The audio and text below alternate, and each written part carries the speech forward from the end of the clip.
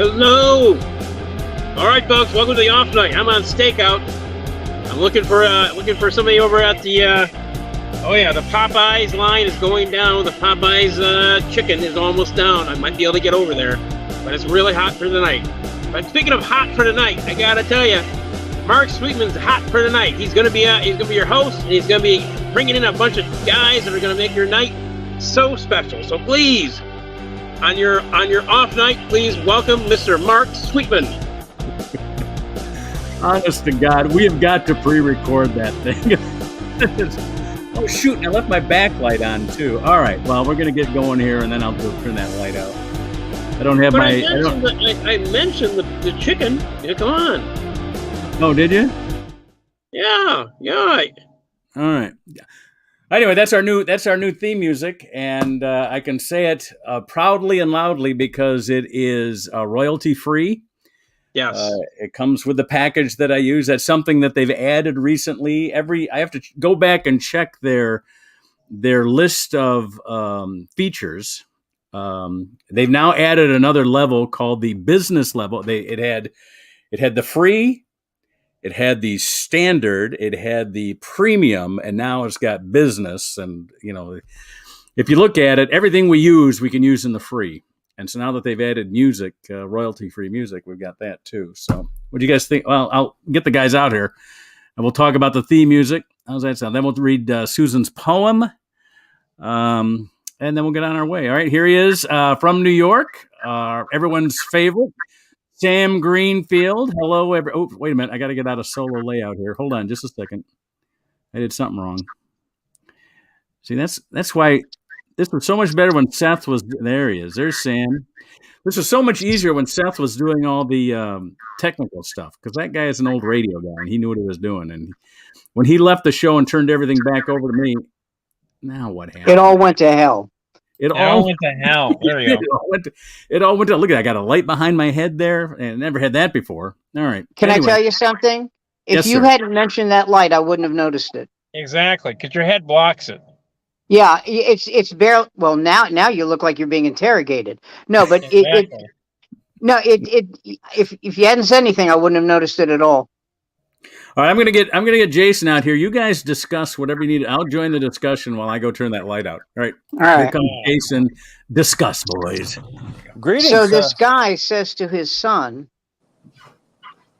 our next door neighbor's wife had a baby. Now the baby was born without ears. And I don't want you to mention it. I don't want you to look at that kid cross-eyed. Do you understand? So he says, okay, Dad. So the next day, the kid's walking down the street and he sees the woman pushing the child in a stroller. Did you hear all that, Mark? What's that? Did you hear any of that? I heard all of it. Okay.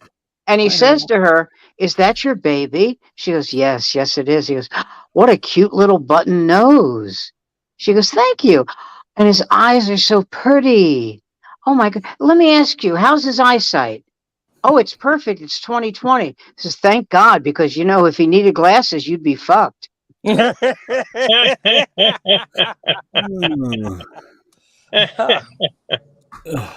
Oh dear. All right. Okay. I've waited 2 weeks to tell you that joke. Wow. It was worth every second of it. There you go. So let me give you a lowdown on the funeral. All right. Yeah. Okay. All right. Well, okay, let's do that. All right. Lowdown on the So my funeral. sister Isabel had a series of strokes. She had been in ill health for a long time. She had epilepsy. She had a big weight problem. All kinds of stuff. And so she died. She was 85, but she lived to 85. And I wasn't going to go to the funeral because I wasn't that close to her. I just wasn't. Her husband, her second husband, was a horrible human being. She had a daughter that wasn't by him, by her first husband. He beat this kid with a baton. We think he had sex with her. And she didn't leave him. And she was the breadwinner. She could have dumped him. And she didn't. So that pissed me off. So we didn't have a close relationship. But I went to the funeral because my other sister, I have one sister who's in a nursing home, but my sister Elaine, who I'm close to, was very close to this sister. And I knew she was going to fall apart at the funeral. So I went for her. You don't go for the dead people anyway. You really go for those. No, you don't. But I went to make sure she was okay. And I was with her, and Barbara said, it's really unbelievable. And I said, what? She said, you put someone before yourself, son of a bitch. And I said, well, I don't know all my relatives. I was hoping I could fall upon a pity screw. No. Anyway, so that was that. And I saw people in my family I hadn't seen in years and years and years and years. And it was nice seeing them. And they had like a little buffet spread, and that was nice. And one of the nice things was they didn't ask me to be a pallbearer because they knew better. Thing's too goddamn heavy. And and so and then you got the mechanical guys who like make sure that the casket goes down. Yeah. And because that's the one place you don't want to hear these words. Oh shit, it jammed. You don't want to hear that. Because one of them says, "Oh, kick it." No, you can't. No, so you can't. Can't do that. It's funny, and go ahead. we're all to the age now where we probably do at least 4 or 5 funerals a year, and I've noticed that there's two kinds now. There's a kind where everybody stays till they lower the casket into the grave, or those where the pastor or the rabbi dismisses everybody, and you don't see the casket go into the grave. I've never been to one of those.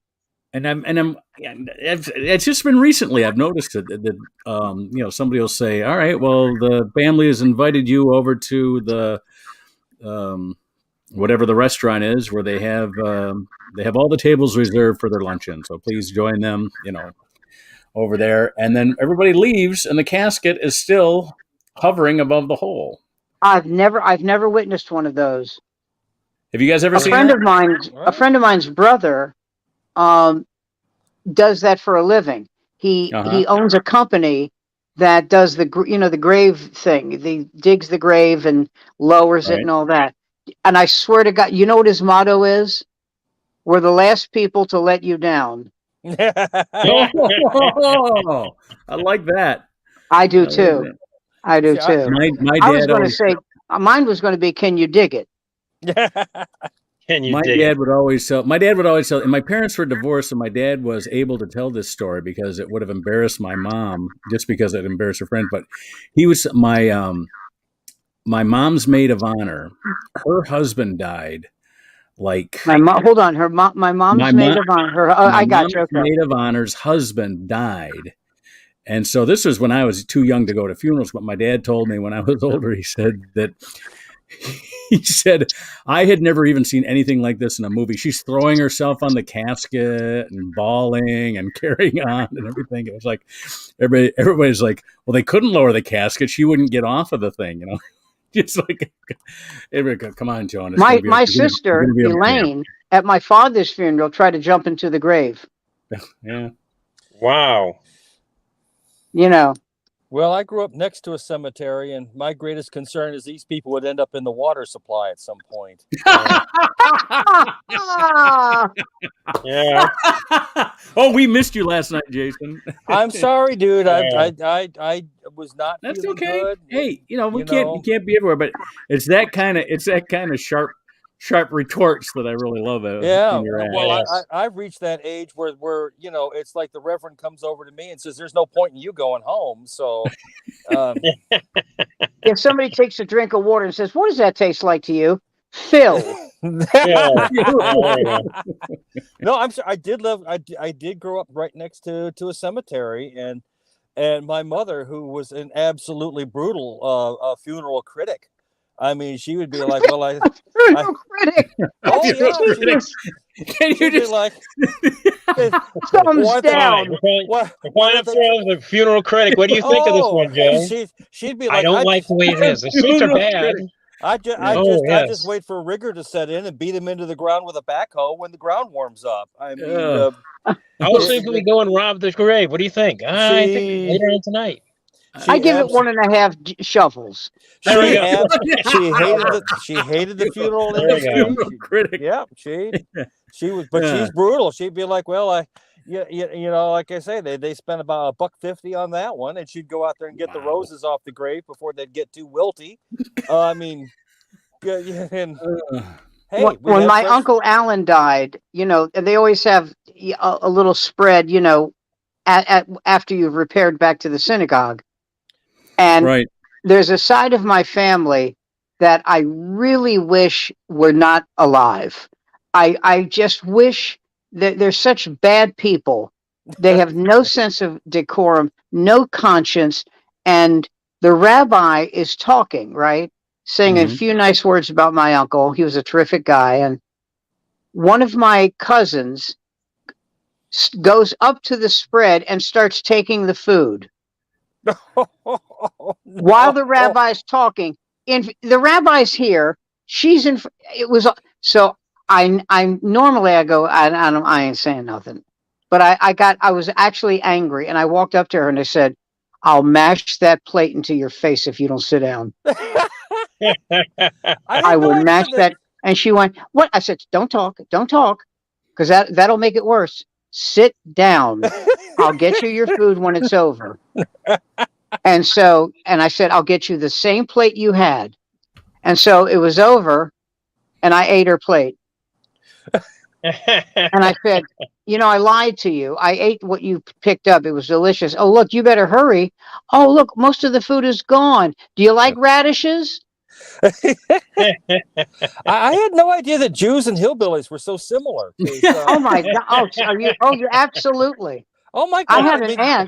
I had an aunt who, with her daughter-in-law, went to a bar mitzvah, and I had to go to this. I had to go to the bar mitzvah because it was my mother's sister's grandson, and it was a very fancy schmancy thing. There's French service, you know, separate service, you know, plates and everything with each course, and nice. And this aunt brought 12 with her daughter-in-law. 12, not daughter-in-law. What am I trying to say? Yeah, I guess it is her daughter-in-law. Yeah, brought 12 Ziploc bags and started stuffing food. And that's not the worst. That's not the worst. The rabbi announced all food not consumed will be packaged and donated. This is years ago, so you could say this. Donated to the Hebrew Home for Retarded Children. Well, that just kicked this bitch into high gear. Now she's going around to other people's tables. Are you through with this? She took flowers off of the name board. Yeah. She took flowers off of the name board. So my mother comes up to me and she says, "Here, I used to smoke. Here, take this ashtray." I go, "Mom, put it back. Jesus Christ, please." She goes, No, you're supposed to. I swear. So I said, "Okay." So I took the ashtray.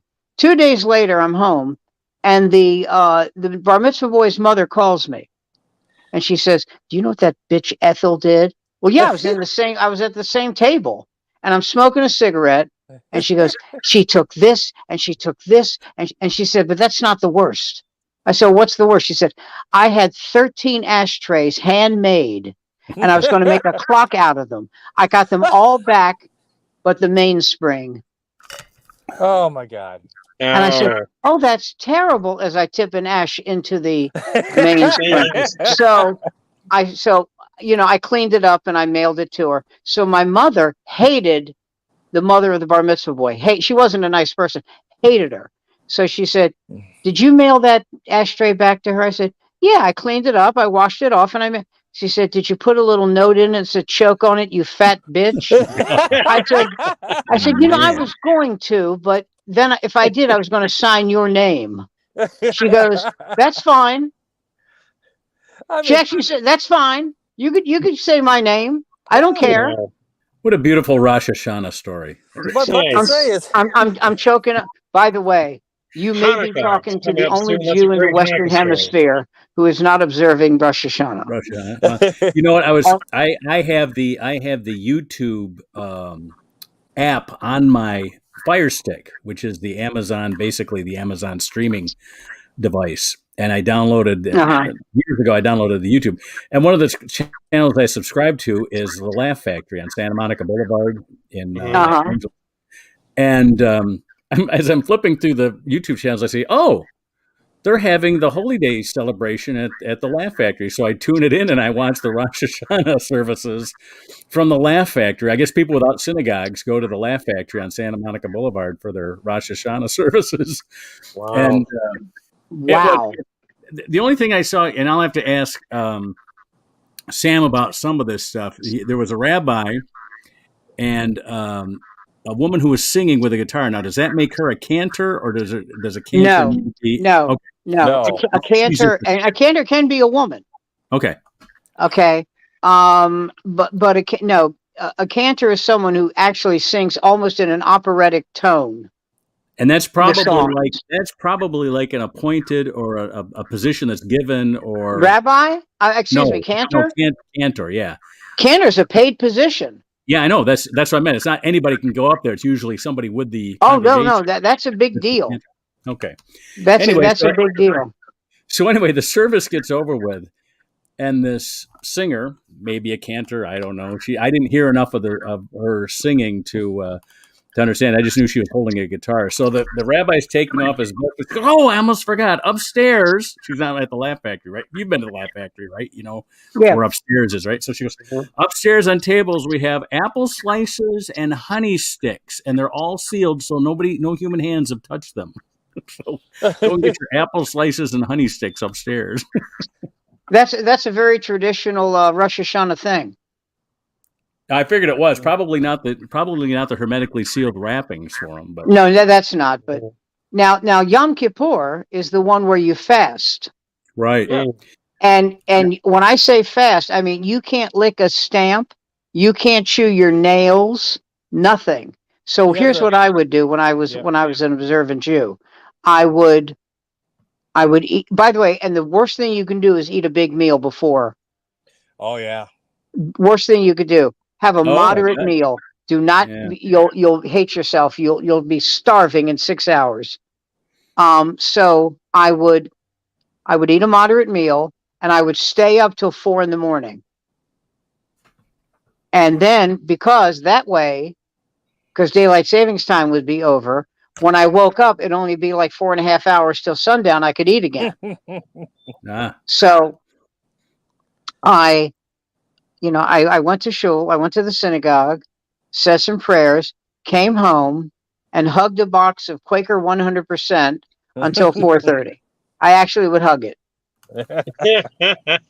And my sister-in-law, who's religious for all the wrong reasons, well, you're supposed to. Yeah, that was her thing. Not because it's fealty to God. You're supposed to. Oh, okay. Is that how it works? So I smoked this joint and got extra hungry because I'm supposed to. And so she said, "Are you fasting?" I said, "Well, I was until you called. Now I'm hungry." Well, I'm running myself out this year as a Sabbath Goyim to help, change channels or the Shabbos Goy. Yeah, to turn the Shabbos Goy. Turn out the lights. Change a channel. Whatever needs to get done. The little things, So that was a big deal in my father's neighborhood when he was growing up. Really? Oh yeah, Yeah. I have a niece. Excuse me, I have a cousin. I told you about her. She's a film editor. Uh-huh. And when my grandmother, my mother's mother, lived in D.C., she had a next door neighbor who was Gentile, nice man. Everybody liked him, and he died. He passed away. Right. And they had a funeral for him. And in those days, you could have a funeral procession right down the middle of your block, right? Yeah. It was a Klan funeral. Oh, oh my God. Oh my God. Yeah. And nobody knew. Nobody knew. He never had a bad word to say about any of us. Yeah. He did write a book called Hitler Had a Point, but I just thought that was... Pointer. Hey, Mark, do you have a poem for us? What's that? You have a poem for us? Yes, I do. Here we go. Let's get into it. Let's get into our weekly. My wife did not show up. That's what I was waiting for, but I guess she's not going to be here. So here's Susan's poem. And I added one little line at the end of it because there's something else you didn't include. I'm going to tell. Aha. Editing. I've heard that before. Whitmer kidnapping plot Tudor Dixon made fun of because in Michigan she is running for gov. Russia enlisting reservists into the Ukrainian war and drafting all of their males ages 18 to 64. Wow. Biden said the pandemic is over. Public health said no such thing. Thousands of new cases daily with hundreds still dying. That stings. According to the New York AG, Trump's company committed fraud. Falsely reporting doesn't surprise me. Let's see what becomes of that sod. Hunger relief programs gave meals to fake kids. The Justice Department has charged 48 people on their grid. Morality police, headscarves on women. What is this stupid law? Young Amini is dead in Iran, arrested for her headscarf faux pas. And that's Susan's poem. And all I added to that was crash a satellite into an asteroid. That's happening like this hour, I Did you think. hear about? Do you hear about what this judge told Giuliani? No. He has 30 days to give his ex-wife $225,000 that he owes her, or he will be arrested and put in jail. Hey, you gotta like that. Seems Wow. You know, he needs to- I have he never needs to- seen a public official. Let me think if that's true. I don't count Trump because to me he wasn't president, but I have never seen a public official go from the immense popularity that Giuliani had, especially here in New York, to where he is now, which is a joke. Mm-hmm. Well, I'm telling you, 250,000. He's going to have to. I don't know. Yeah, sell well, for pillows. that- he's going to have to for- sell pillows or something. For that kind of money, I would get out the Roy Cohen Ouija board and see. Because I don't think he has it. Because Trump he- didn't pay him. He can Trump- find a way. I mean, a guy like Giuliani, come on, he can call up He's got a house he somebody. can sell. I'm sure he's got a house he can You sell. know, I mean, I don't feel bad for any of these guys. Oh, I They don't all feel bad got- for him at all. I Oh, mean, no. I'm one car payment away from being, out on the street and having to use a borrowed cell phone at a Starbucks to join you guys. So No, I don't feel bad for him in any way. I these told you the people- story about why he became Time Magazine's Person of the Year. Yeah. No, You know, when so was that? I don't feel bad for him. You I know, mean, and this guy, he hired two people who really lowered crime in New York, Jack Maple and Bill Bratton, right? Yeah. And yeah. the second that Bill Bratton started getting publicity, he didn't seek it, but he got it because he was an effective chief Right. of police Right. commissioner. Giuliani fired him. How dare you get more that- ink than me? Yeah, you get in the way. Yeah. And Yeah, he I puts mean- in his place a guy named Howard Safier, who was a U.S. Marshal. He's never been a cop. He doesn't know what it means Right. to be a cop. And he hired this putz because he would do whatever Giuliani told him. Yeah, I mean the general that saved the Soviet Union, I forget his name. He's the one who eventually took Berlin. And Stalin couldn't stand him because he'd get too many applause and he couldn't bump him off. And then even into the late 70s when Brezhnev had him and he upstaged Brezhnev because Russians live forever. And Mhm. and said, make sure that guy's never in the same room with me ever again. I mean, hero of the Soviet Republic, and Yeah. You know, Speaking but- of the Russians, I don't think they're going to get that army moving very fast with 62-year-olds in there. They'll be peeing Well- every 5 minutes, for God's sakes. this Yeah. is getting to be damn serious, and it's about time someone tells somebody we need to find a way to turn this goddamn thing off because they're pushing this guy to the point where he will use a nuke, and when that happens, we don't know exactly what will happen.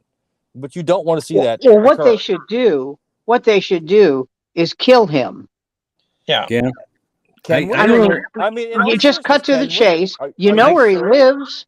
Yeah, And we've if already you miss- haven't we been testing those automatic drones for 30 years Right. now? Just Oh, we can- kill him. I'm not saying it can't be done, but I'm saying, are you sure? Because if you miss, then what? Oh no, And those things don't miss. Those Yeah, they things do. do not miss. They do. I mean, it takes time, but Then fire four of them. You And know, if our I wouldn't fingerprints are on it, kill him. that's- I wouldn't even kill him that way. I would have somebody on the inside do it. Well, I mean, Ground glass in his matzah. I make fun of the Russians all the time. I make fun of the ineffectiveness of some of their weapons and strategies. But make no mistake about it, these folks are sitting on the largest nuclear arsenal in the world, including 500 to 600 tactical nuclear weapons. You don't want these things going off. No, nobody does. And we'd be nice to get this damn war over, because you know what? The people of Ukraine don't need to be used as fucking cannon fodder anymore. I'm sorry, the world is crazy, and they're caught between it. Ask the Polish. God knows they had this problem for what, 1,000 years? Ukraine's been in a similar circumstance. No, this is getting scary. He's literally taking Ukrainians and telling them you're going to fire on other Ukrainians. Yeah. And well, I mean, and they're trying to leave. They blocked the airports. I saw an interview with a guy who's 30 years old, and he was talking to CNN from Finland. Yeah, CNN from Finland. God damn.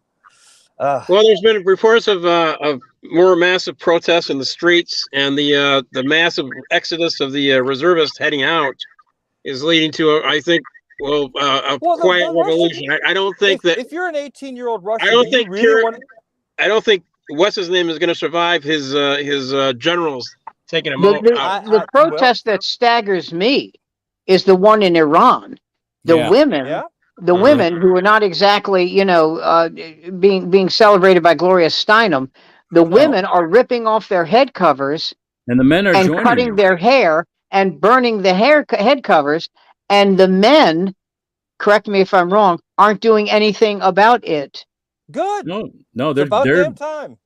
They're joining in on the protest. There was a time when Iran, you look at the pictures of Tehran from the early 1970s, it would be indistinguishable from a cosmopolitan European city. And you look at when I worked at American University, the kids there who were from Iran, they were like there was like the Kardashians. Yes.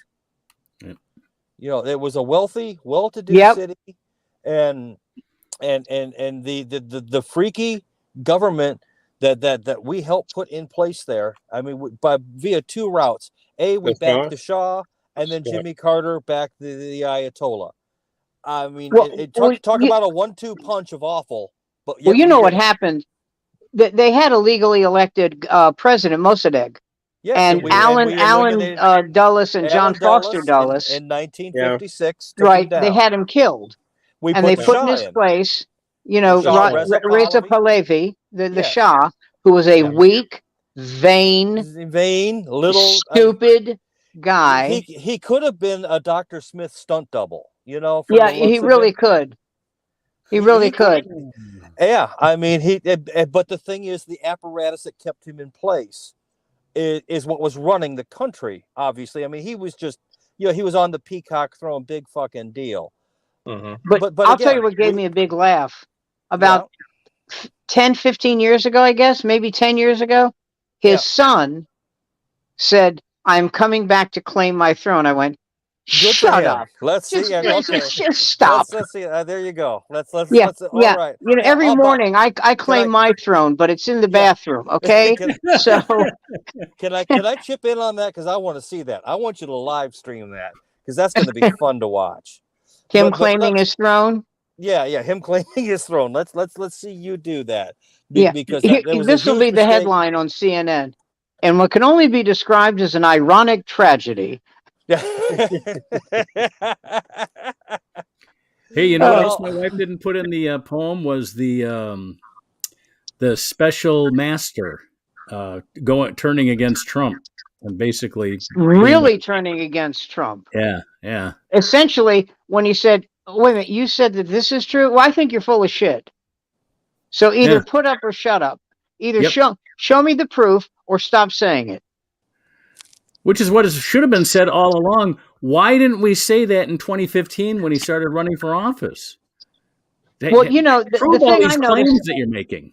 The thing I noticed about Trump was he only went after one Democratic president, Obama. He never said a word about Clinton. He never said a word about Carter. It was just Obama.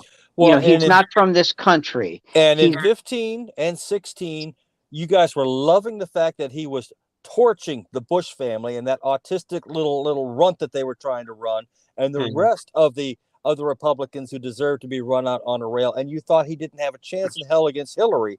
I didn't think he had a chance in hell against Hillary. I thought for sure we'd be midway through the second Hillary. If it wasn't for the Electoral College, she would have been president. Well, we have an Electoral College, and you know what? Obama's people understood that, and they certainly had no problem. You know, Obama got elected, and again, an electoral landslide for 1 and 2, right? I mean, we do have it. It is there, and you know, they should have known that. One of her mistakes was not visiting where you guys live.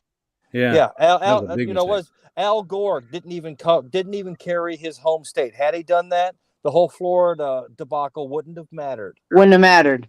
No, I mean, John Kennedy's crew certainly did know about the Electoral College, and they played it to maximum effect as well. They should have. This is politics. It's for grown-ups, and these people get paid tens of hundreds of millions of dollars to run these campaigns. If she'd hired Axelrod, she'd be president right now. She didn't. And who did she hire? She hired somebody who was really inept. Podesta, who's the guy who believes in UFOs, the spirit cooking, and all the other. He's still not as bad as John. He's still not as bad as Robert Kennedy III. Yeah, you know, all right, you got me there. What am I supposed to say? By the way, do you know who he's married to? Robert Kennedy III. Cheryl Hines. Oh, wow. From the Hines family. No. Cheryl Hines, Larry David's wife on Curb Your Enthusiasm. Oh, God. Oh, dear God. Oh, wow. Oh, Jesus. That's terrible. Yeah. Oh, man. And I know she doesn't agree with him on the vaccination thing. I know she doesn't. And to me, you know, it's kind of like Kellyanne Conway and her husband. Well, Robert Kennedy III has been a big anti-vaxxer, not just for the. That's what I'm saying. But I mean, for all kinds of vaccines, and those people, I have no patience with, man. Vaccines have saved millions of lives and lots of kids. Yeah. And the thing that gets me is everybody and I'm saying this with certitude, everybody on the planet thinks he's wrong. Pretty much, yeah. Everybody but he keeps talking. And what I would do if I ran a news channel like CNN, I wouldn't have him on. Because the possibility that there's a yutz out there who says, you know, he's right. I'm not going to let my kids. No. I don't want him within a mile of a microphone. Well, again, it's the Lyndon LaRouche, David Koresh thing. You know, the guy has a certain amount of charisma, and he can say outrageous, ridiculous things. Well, and he has that. Kennedy has a certain amount of Kennedy. That's if his name was Robert Jones III, we wouldn't be having this conversation. We would talk about it. No, you're right. Yeah. See, and by the way, what I would say to him was, you know, for a guy who doesn't like needles, you were a heroin addict, weren't you? Well, if we could have just told his father to duck, I mean, maybe it would have been different. But you know, I mean, or if they've done a little better job vetting their Palestinian immigrants in the kitchen at the Ambassador, maybe we'd have a little different outcome. Remember that line I told you, Mark, before Jason came on? If Sonny Corleone had Easy Pass, he'd be alive today. Exactly. Oh God, yeah. You know, the kids don't understand why people of our age can be a little rough. Our favorite movies, even when I was in my early teens, featured Sonny Corleone being zipped with how many shots? Bonnie and Clyde being machine gun, Reagan McNeil spewing vomit and throwing people out the window while being possessed by the devil. We had Peckinpah. Come on. Yeah. We had Jaws where the guy's leg drifts down into the water. So when I see a naked girl on the newspaper who's been hit with napalm running and screaming, and I'm thinking, God, that chick looks hot, they think I'm the bad guy. It's the times I grew up in. Yeah, she's still alive. Yeah, I know she is. They just had I just saw they had a feature about her. A few skinny. And by the way, it wasn't us for a change bombing the kids with napalm. For once, it was her own government. It was the South Vietnamese government that was doing that, not us. What a fine group of people. Oh my God! Yeah, President Ninh Van Tu taking off in his Madam, American paid you for. know what he did after the war ended? Yeah, he spent the gold out of the fucking treasury that we put in there. That's what he fucking Bought did. a liquor store. Yeah. No, that was Key. That was Premier Key. Oh, you're right. Nguyen Cao Nguyen Key. Van Tu went to Switzerland, where those fucking goddamn Germans in Switzerland took all that gold, and what they have no problem. They'd mix it up with all the dead Jew gold, no problem at all, because they don't have souls in Switzerland. They make great watches and chocolate, though. And that's what he did. Can we pause for the atrocities against the Jews? You just say that they make good chocolate and watches. That's what they fucking did. They specialize in that. What shit. better time than Rosh Hashanah to say it? That's what I say. Yes, there you go. Well, how many fucking people did they fucking rip off? How many people came there who managed to survive those fucking Nazis? And they're like, well, you don't have the number. There is nothing we can do. Hans, take him away. I mean, they should have put a fucking gun to that guy's head and said, you're the last motherfucker that you want to fucking mess with right now. You're either going to get me my gold or I'm going to put your brains all over the fucking street right here. You got that? Wow, that's straight. Now that's straight out of Luca Brasi. Yeah, it is. Either Luca Brasi or from either Thief, your brains James or your Caan. signature will be on this contract. This fucking signature go. right now, because I've been through fucking all the death camps, all the persecution that these fucking gangsters have imposed on us, and you're going to sit here because I've got a 9 instead of a 7 at the end of this bank number here. You're going to no, I don't think so. You know what Seinfeld said that I thought was really funny? I will send you back to your family in pieces. Seinfeld said, I wish they'd stop calling them camps. Yeah.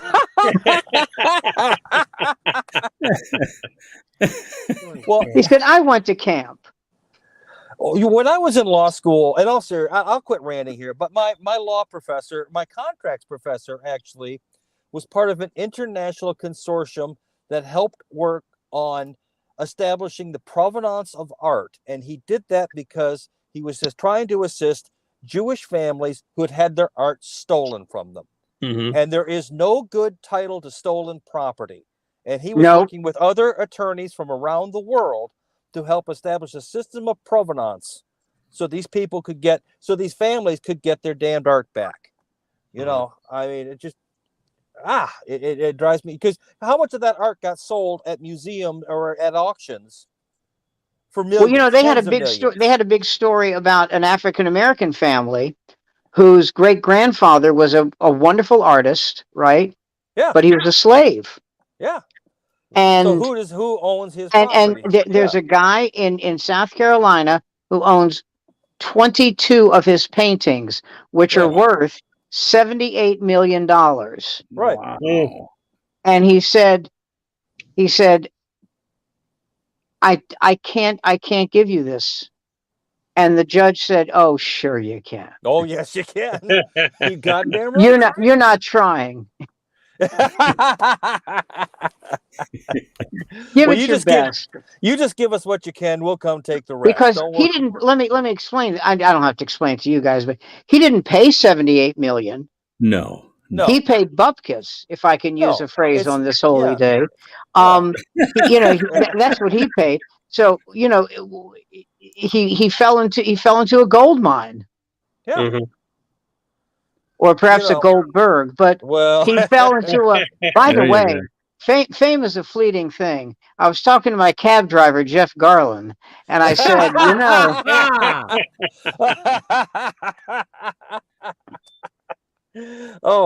you know, it's a funny thing about Jeff Garland. People who know, do you know him, Mark? I don't know Jeff Goldblum. No. Okay, people who know him, and I'm one of them. When they found out, you know, they said, you know, Jeff was fired from the Goldbergs. Yeah.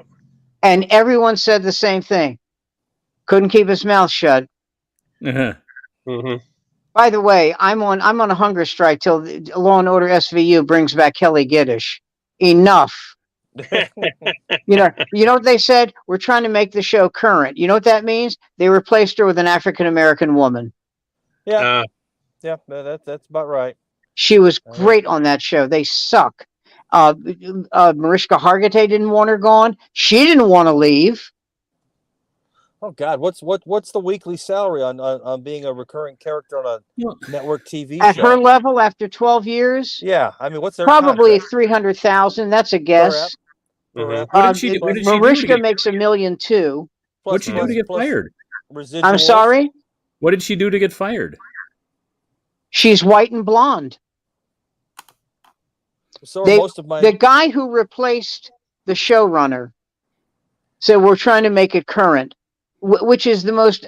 What does that mean? You know, just say what you mean. We replaced her with a black woman. Just say it. It's okay. Yeah. We know you're a dick. Just Why say couldn't it. they just add? Why couldn't they just add a black woman on instead of replacing her? I don't understand that. They sure could, because she'd be grateful to be on the show.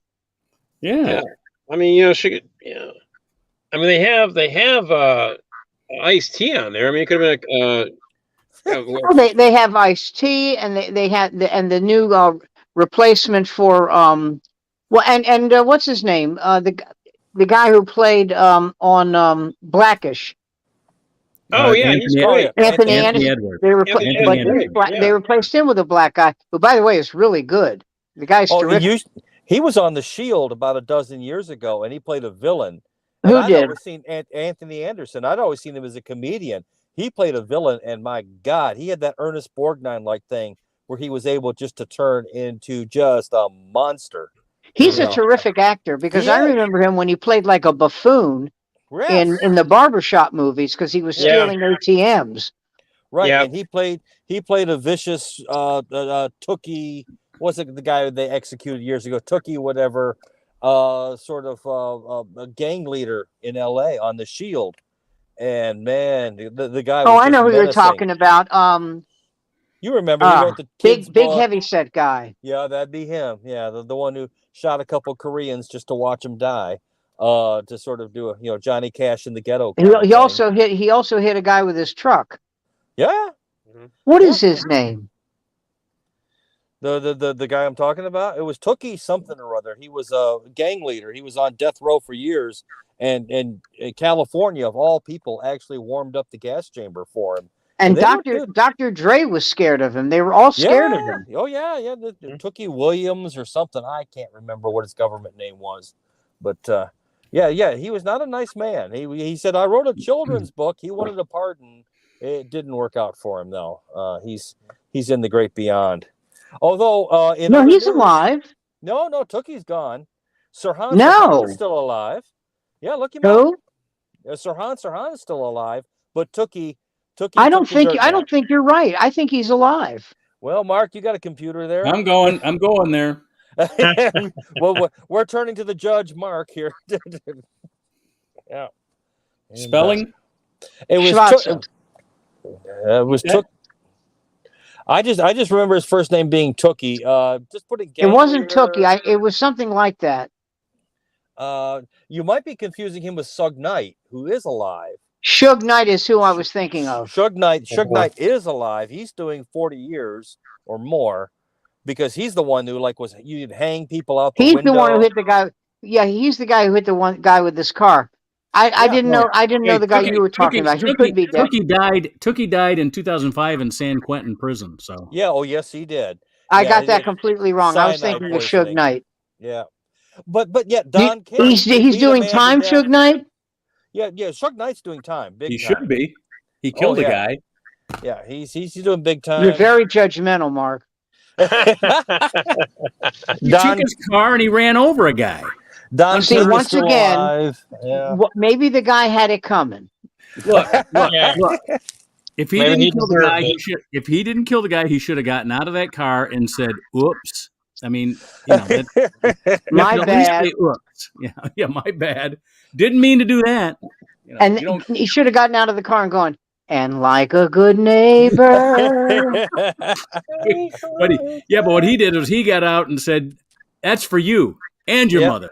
So yeah. Well, when they got pictures of you pissing on a twitching corpse, it doesn't always. It always doesn't work out. Yeah. No. Okay. Yeah. Aaron Judge, is he going to get 62 home runs for us? Oh, absolutely. No, good. It would be the worst slump ever. Yeah. Because he's already gone 5 games without it. It would be the worst. and also he's playing tonight and the next 3 games against Toronto. That he should break it then. Yeah. I think they're winning that game. Well, they were winning 2-0. Well, they've already clinched everything, right? They can't. They're not really. No, playing for no. anything. If they win tonight, they clinch Okay. Well, they're gonna. the division. But they have to win tonight. Now, are the Mets still in it? When does the season end? God, End you of said that was like, when does it end? When does it end, Charlie? When does You know, it the end? people that aren't First week of October. To people that Okay. don't like baseball, they just are aghast that we will sit through 162 games. They don't even like one game, and we go through 162 games. If there's a game, I was watching the Red Sox play the Yankees, and the Yankees were winning 7-5, and the bases were loaded with Red Sox, and I'm not turning that off. And the Red Sox suck, but I'm not turning that off. I want to see that. That's exciting to me. You know. Hey.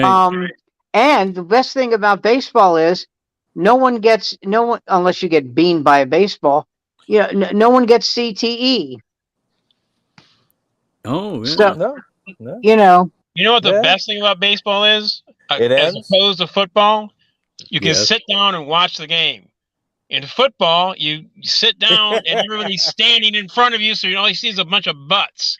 Guys, So- you know, if we keep this up, we'll lapse into the George Carlin routine, where I we didn't compare push and George contrast. We compare it to war, Yeah, baseball and football. Blitz, we're all like aerial baseball, attack.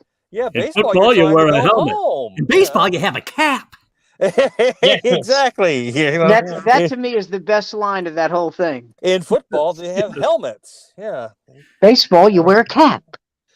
You're just trying to go home. You're See, just trying to go home. he's marching You're trying to through get to the enemy end zone in football. In You baseball, march- you're just trying to go home. That's probably that and Who's on First are two all-time classics. Who's as far on as I'm first concerned. is still amazingly funny. Well, the thing that's great about Who's on First for me is the lines themselves are not funny. It's the timing. Yes. That whole piece is about the timing. Yes. Yeah. You know, that's what I'm trying to figure out. You know, I mean, I had to actually go to a library and check the record out to actually hear them, because it was before the internet. Remember the time, folks? Yes, I remember the time. When you didn't have all the media at your fingertips all the time. You had to go to these places called libraries and get a record. They had Who's on First in Cooperstown. Yeah, They should.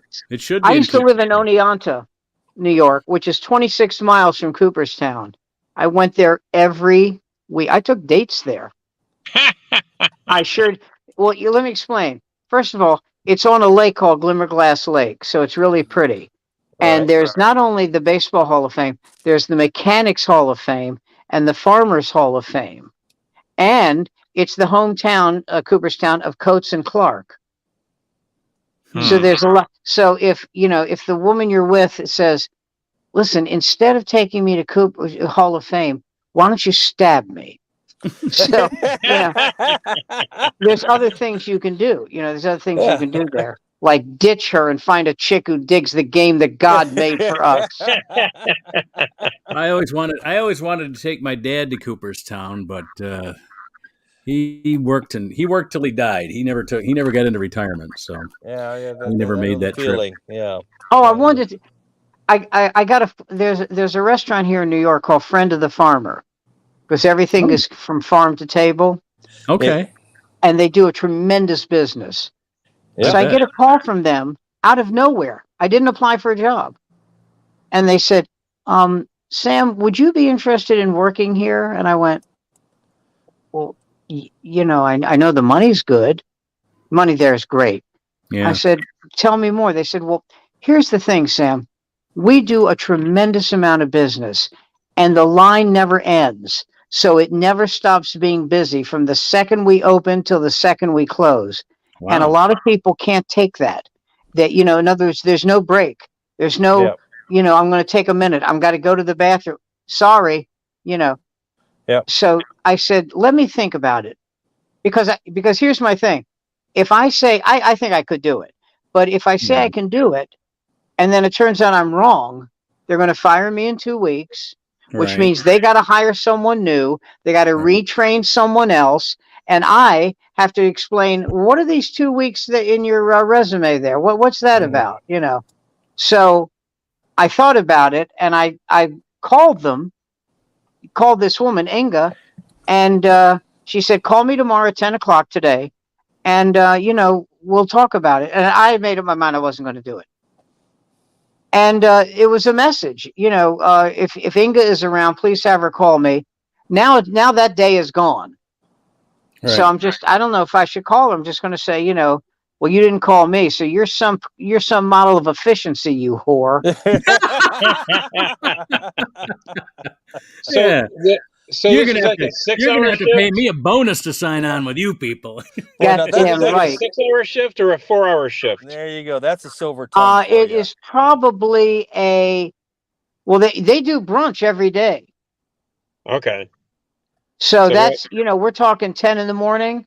I would imagine it's like 10 to 3. I don't know if they 10 to 3 and then maybe 3 to 8. Yeah. Okay. That's what I would think. When I worked at Ben's Kosher Deli, that was my shift. It was 11 to 3, 11 to 3:30, and then 4 till closing. Wow. Oof. And if the manager they have there now would die, I'd go back there. Oh, terrible guy. Well, What a piece of shit. What a mumser. at least If I you've got can a use a human. phrase.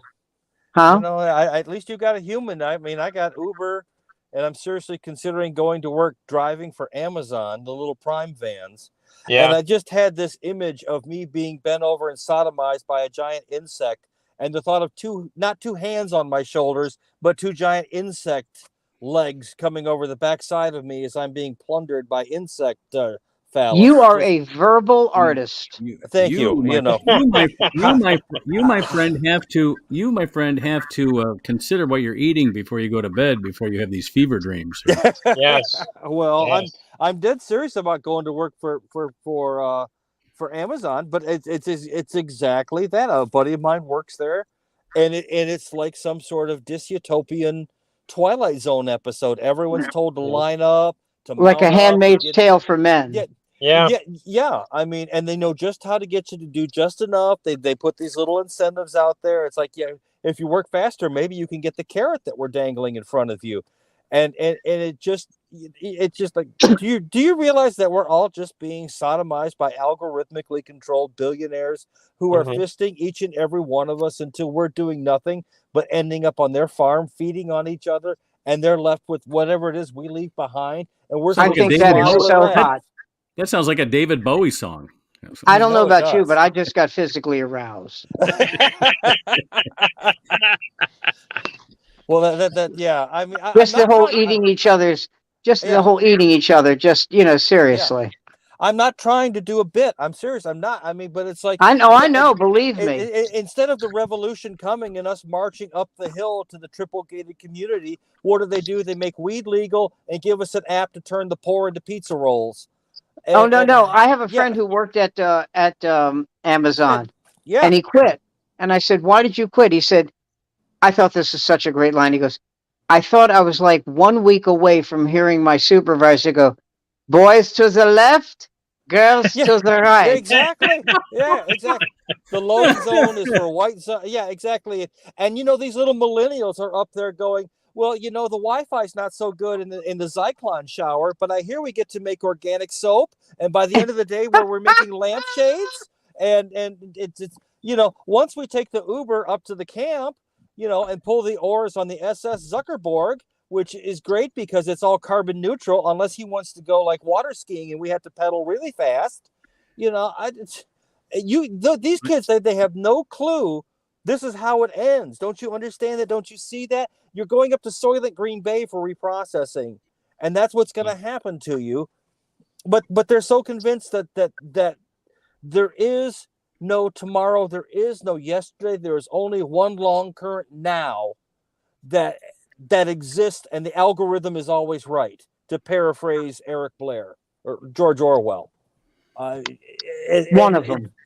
Well, One. yeah, exactly. One of those guys. and it's like you kids, you honestly don't see it. You really don't. I mean, I grew up in a time of, well, I grew up right down the street from the two guys in the Stooges. You guys all grew up in that. You remember the MC5 and punk rock, and at a time when we told everyone else to go fuck themselves because that was a great time. Bullshit. Yeah, it was. That was a great time. You know, there's another side to this though, and everything you just said is on the money. But there are people who have a soft spot for people, and I don't understand why. Let me give you an example. There's a friend of mine who said, you know something? Music died the day that Ian Hunter stopped writing it. And I went, no, that's not true. No, he's a fine musician, but no, you have to calm down. No, it didn't end. Are there other people still writing fine music? Elvis Costello and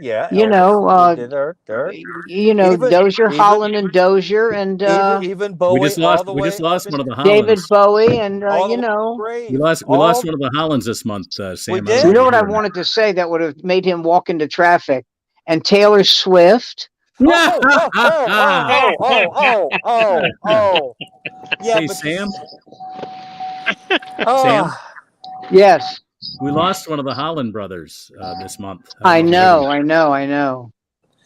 Oh dear. In fact, we've lost a few of the Funk brothers. Yeah. The bass player. Yep. And the guitarist, both of whom were white. Yes. Yeah. I knew one of them. I used to bump into him here and there. I had no idea who he was till someone told me who he was. I'm going, that's the guy? The bass player? No, he was a guitar player. He had a regular gig in Detroit. I mean, he was an old man. You're talking about Dennis Coffey? He was in his 90s. Yeah. He was. Yeah, he had a regular gig, and Dennis Coffey still plays on Tuesday nights down there. You know what he said that really I thought was very touching? When Martin Luther King was assassinated, and cities like Detroit and D.C. were just in a maelstrom, he said, the Funk Brothers, the Black Funk Brothers, protected me, took me outside, and guys are going, who's this white? And they held up their hands and said, let it go, and they saved my life. Well,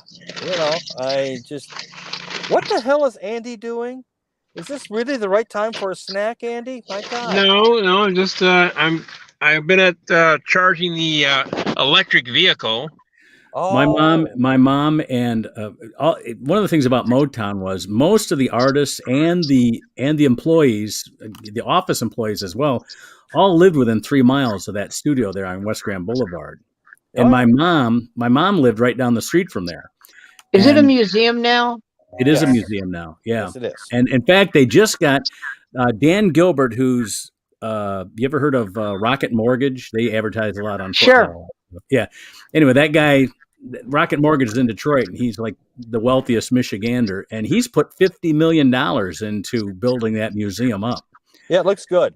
Have any of you, by the way, lived at Camp Lejeune between 1953 and I'm going to tell you something. I don't know how much they're suing for, but it must be in the billions, because I have never, correct me if I'm wrong, I have never seen this much publicity, or let me rephrase that, these many advertisements about a lawsuit in my life.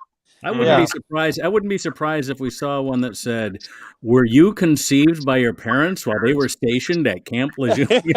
Start seeing ads like that. Too. Were you in a spelling bee where somebody lost because they couldn't spell Lejeune? Well, I know two guys who were at Camp Lejeune in before '83. So I know plenty of burn pits, but they had nothing to do with the Marines, unless it was the ones who answered the ad. I mean. I heard, let me tell you something. I have a friend, a gay guy, and he told me that he lives in D.C. And he said when he wanted to pick someone up who was in the military, he went straight to Marine barracks. Marines are the ones to go for. Well, because they're neat, they dress well, and they're all in great shape. Tight as a drum. Yeah. Well, my brother was tight as a drum, but that was about tipping. Yeah, But you could flip these guys like overdone pancakes. I mean, it didn't take but 2 shots of liquor and God, I feel like I'm listening to Hawthorne write Scarlet Letter all over again. Well, we've only got a few seconds left, gentlemen. I want to keep these tight. I wish you wouldn't say that to someone my age. Yeah, I'm going to. We'll see everybody next week at 8 o'clock. You guys stay on here. As soon as I bring this thing off the air, I'm going to talk to you guys a little bit. So everyone else, we'll see you next week at 8 o'clock.